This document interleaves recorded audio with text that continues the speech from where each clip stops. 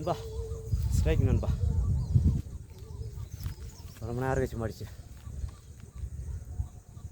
கம்பளி போச்சு ராகில். இன்றைக்கி இது 4வது மீன். மதியானம் பிடிச்சது 2 மணி போட்டேன்.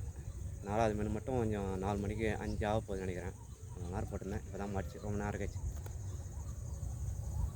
லைக் பண்ணுங்கள் நண்பா.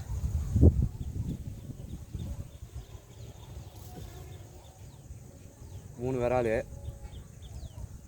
இது 4வது.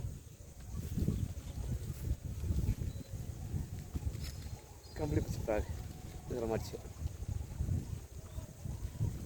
லைக் பண்ணுங்கள் நண்பா.